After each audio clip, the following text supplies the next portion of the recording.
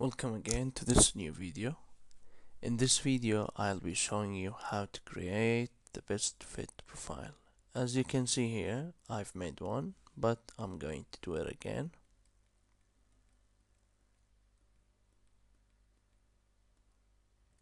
Okay, so in the recent video I've show you how to draw the design profile. Okay, so we went to the profile and we've chosen profile creation tools. Then we've chosen this, then we went to the design criteria and etc. But for this video we're not going to use the profile creation tools. So this time we are going to use something called best fit profile.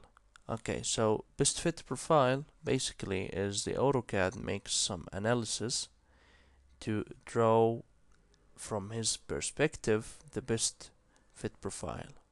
Okay, so I'm going to show you how to draw it, so just please focus with me. Okay, so first of all you need to go to the profile and hit on create best fit profile.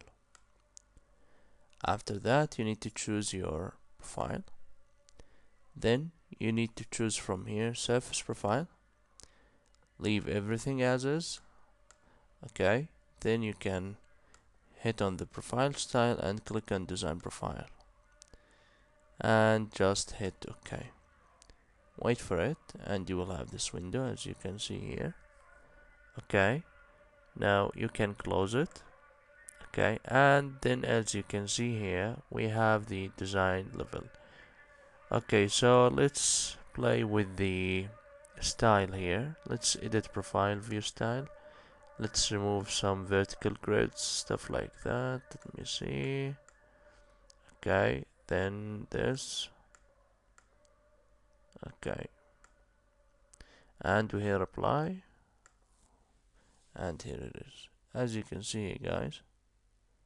Okay, this is the road design or the design profile that we got from the Civil 3D, which is called the best fit. Alright, so I'm going to navigate down here and click on this one, then hit on edit labels. So suppose that you want to add the major stations.